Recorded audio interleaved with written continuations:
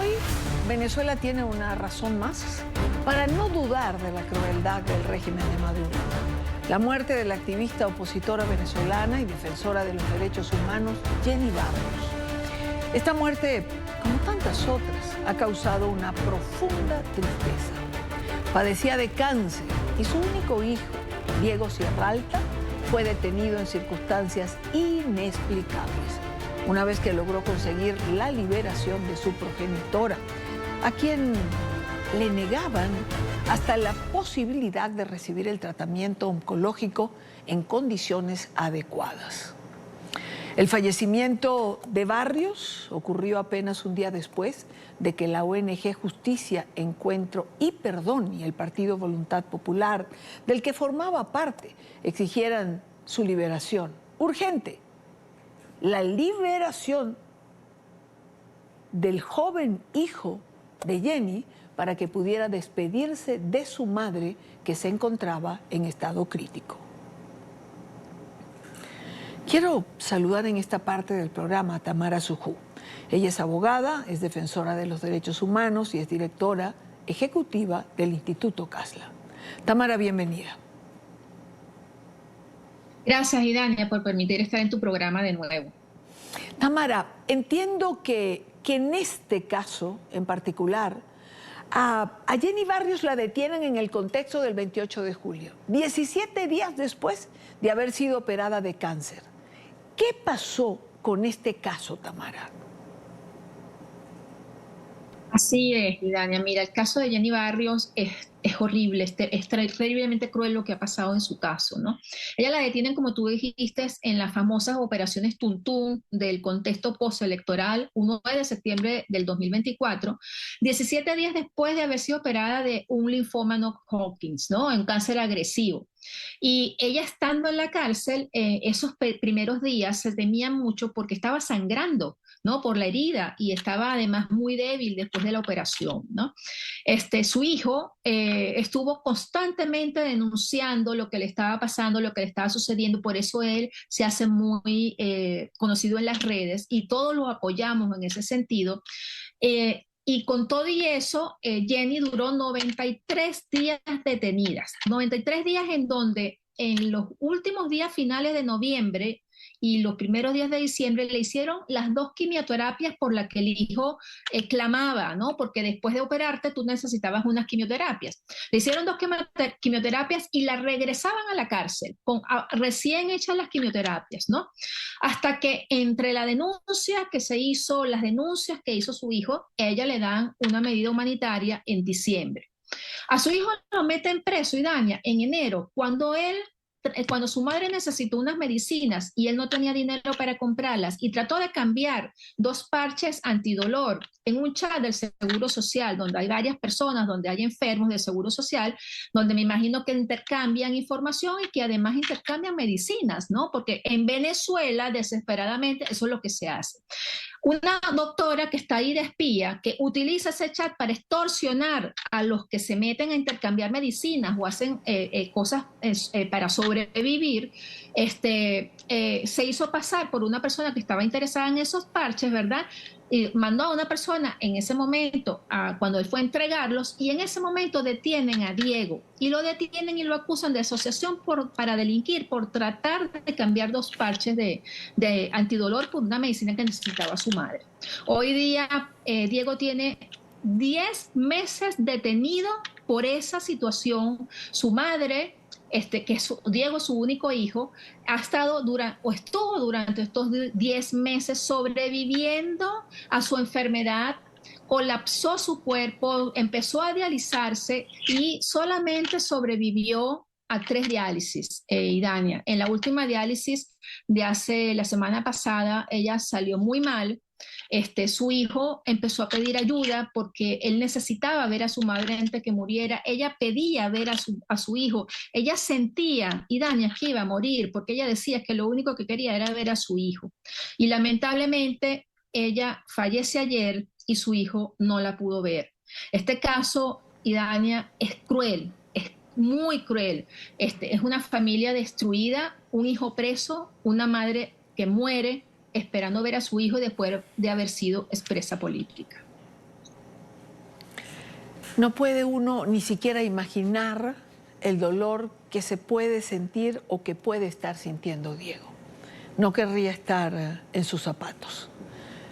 Pedir ayuda, pedir que le permitieran ver a su madre, que estaba en estado crítico, y que no se la dejen ver. Miren, esto solo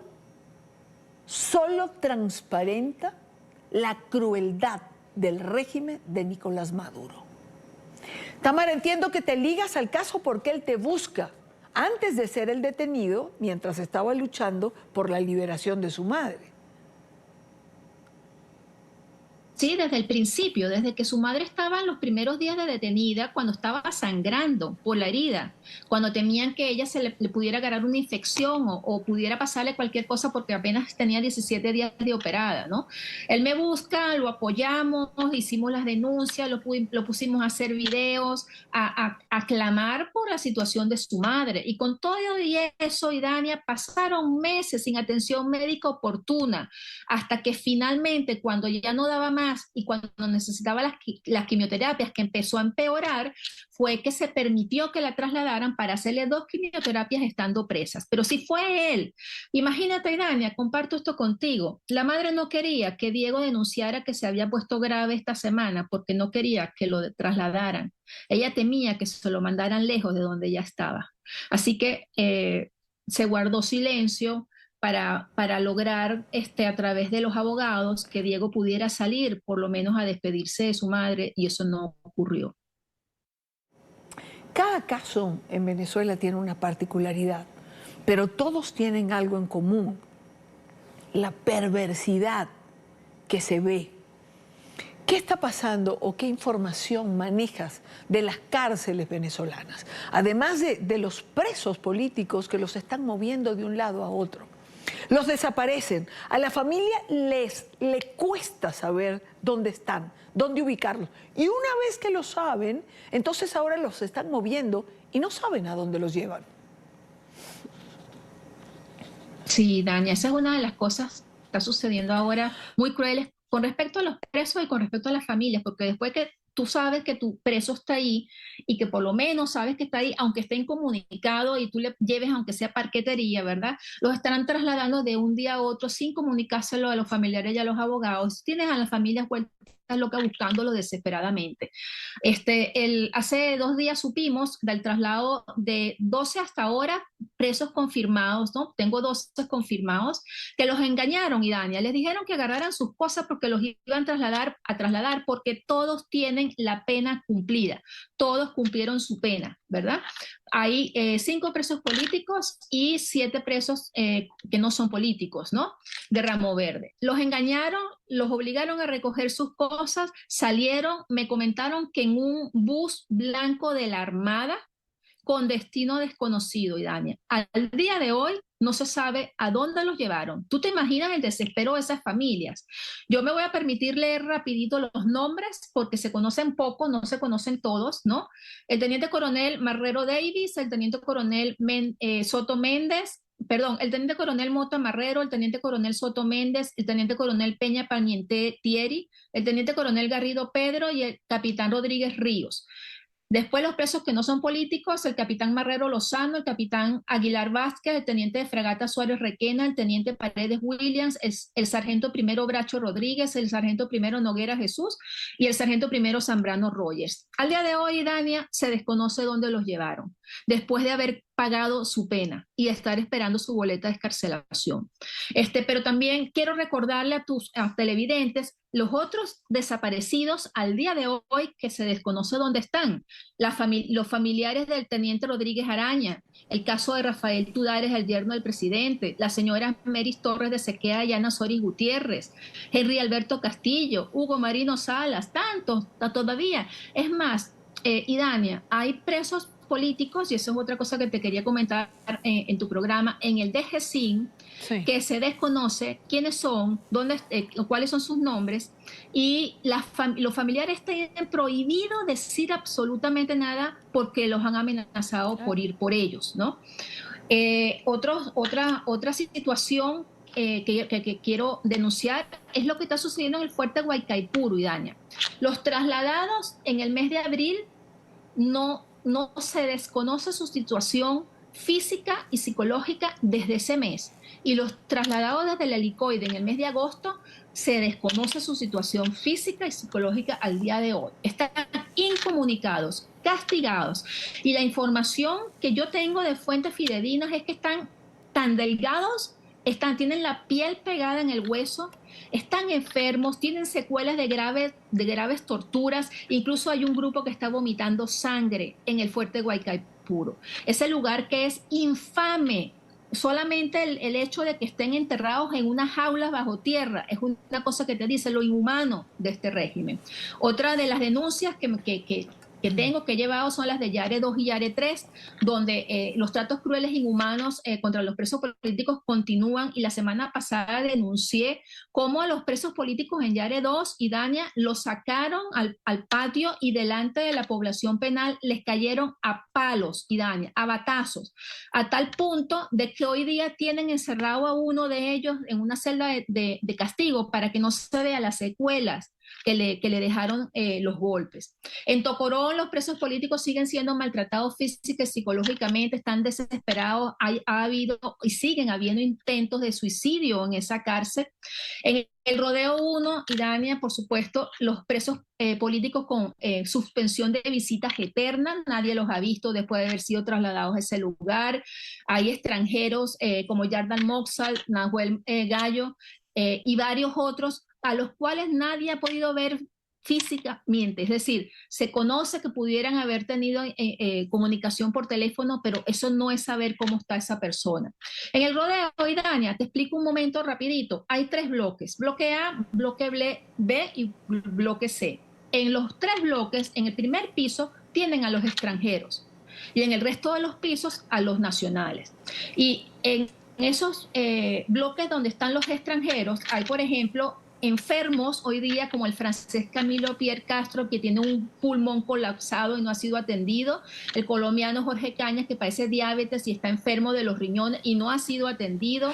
Hay, en general, la población está tomando antidepresivos y pastillas para el sueño porque están desesperados, están deprimidos. Al menos un venezolano y un extranjero, Idania, han tratado de suicidarse en el Rodeo 1, justamente por depresión. Y te comento que la información que tengo es que tienen detenidos a 6 rusos y 2 cubanos. Se desconocen quiénes son y por qué están ahí, pero están. Imagínate, rusos y cubanos, ¿no? La semana pasada se supo que fueron golpeados y castigados varios de ellos, les echaron gas picante, los incomunicaron. Están incomunicados también el capitán Juan Carlos Paguaripano, Juan Carlos Monasterio, el capitán Sequea. Es importante decir que estos presos políticos, Idania, el régimen está cruel que los ha amenazado con que si pasa algo en Venezuela van a ir por ellos. Es la amenaza que ha hecho, entre otros, Diosdado Cabello, varias veces, por cierto. Y antes de finalizar, quería pedirte un comentario en relación con la liberación de la expresidenta Yanine Áñez. Y te lo pregunto porque pues coincidí contigo en múltiples espacios, en distintos foros, en lugares con Carolina, la hija de la expresidenta. Y hoy, pues tú, como yo, sé que estamos celebrando este momento. Sí, Idania, yo, me siento súper feliz de haberla visto salir y de haber visto a su familia a su lado. Su familia ha luchado mucho por ella y esa señora ha sido, como quien dice, una señora dentro de esa cárcel, ¿no? Carolina ha crecido con nosotras. Yo creo que nosotras la hemos acompañado en ese crecimiento, en ese acompañamiento de los hijos a los que le ha tocado defender a sus padres, que son tantos. Y Dania, estuvimos hace poco en el Vaticano con 2 de ellos, el hijo de María Corina Machado y el hijo de Perkin Rocha, por ejemplo, y la hija de Edmundo González. Es decir, estos jóvenes que han tenido que crecer en el medio de la adversidad ¿verdad? Controlar sus miedos escénicos, aprender derecho, aprender a hablar jurídicamente, ¿no? Para defender a sus padres. Y en el caso de Jeanine Áñez, la injusticia que se cometió contra ella de haberla detenido, Sí. cuando ella lo que hizo fue cumplir con con lo que decía la Constitución y fue juzgada en juicios comunes, cuando debió haber sido juzgada en juicios para presidentes, ¿no? Así que feliz por verlas juntas. Tamara, como siempre, gracias por acompañarme, gracias por estar con nosotros estos minutos. La situación de los presos políticos sigue siendo desesperante.